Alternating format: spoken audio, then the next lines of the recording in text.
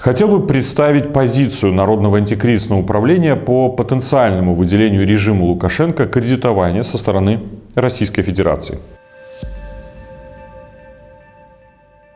Вчера в информационном пространстве активно обсуждалась новость о том, что Москва выразила готовность рассмотреть предложение режима Лукашенко о рефинансировании его долговых обязательств перед Евразийским фондом стабилизации и развития и Российской Федерации. При этом в качестве позитивного момента некоторые средства массовой информации отмечали, что речь идет о возможном выделении лишь $1 миллиарда в текущем году вместо кредитов 3,5 миллиарда, которые ранее запрашивал режим Лукашенко, и о работе над выделением которого в рамках Евразийского фонда стабилизации и развития заявлял так называемый вице-премьер Николай Снабков. Напомним, что в наступившем году режим Лукашенко должен вернуть почти $1 миллиард 200 миллионов по кредитам России и почти $400 миллионов по кредитам Евразийскому фонду стабилизации и развития.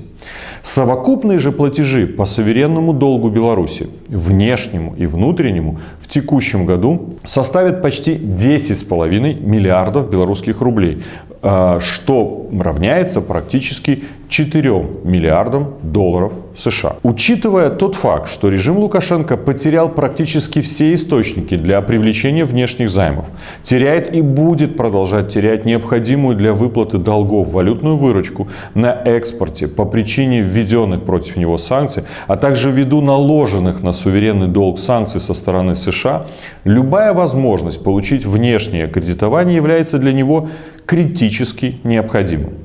В связи с этим Народное антикризисное управление считает недопустимым потенциальное выделение режиму Лукашенко даже $1 миллиарда США, который продлит экономическую агонию диктатуры в нашей стране, а значит продлит тот ужасный террор, который осуществляет режим Лукашенко в отношении белорусов.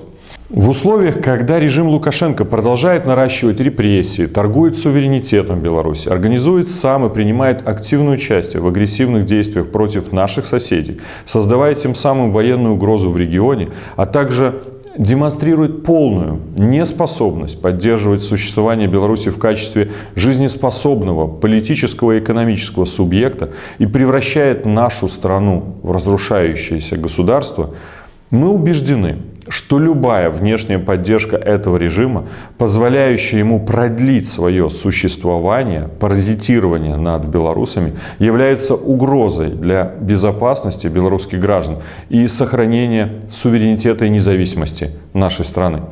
Поэтому накануне встречи Лукашенко и Путина 18 февраля, на которой, вероятнее всего, будут согласовываться в том числе условия предоставления режиму внешнего финансирования, мы уведомили правительство Российской Федерации, а также все офисы Евразийского фонда стабилизации и развития о следующем. Первое.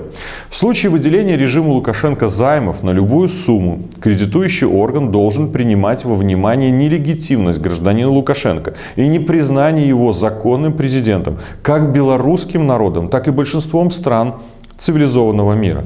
Таким образом, любое кредитование Республики Беларусь не представляется возможным по причине того, что в настоящее время ее представляют граждане, не уполномоченные на то белорусским народом, не обладающие соответствующим мандатом и не имеющие на то полномочия с точки зрения международного права.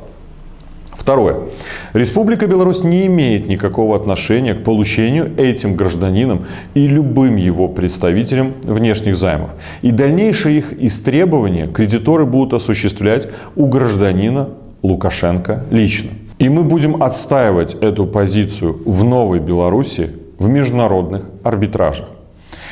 Третье. Если, несмотря на все вышеперечисленное, выделение кредита режиму Лукашенко состоится, Народное антикризисное управление приложит все усилия, чтобы к кредиторам были применены вторичные санкции США на основании директивы 1 и исполнительного указа 14.038, в соответствии с которым против суверенного долга Беларуси Министерство финансов и Банка развития действуют санкции этой страны. Данная позиция Народного антикризисного управления отражена в соответствующем письме потенциальным кредиторам и направлена им сегодня, 17 февраля 2022 года. Мы будем отстаивать нашу позицию о том, что нелегитимный узурпатор, удерживающий силой власть в нашей стране, не имеет права брать взаймы никаких кредитов в этой ситуации.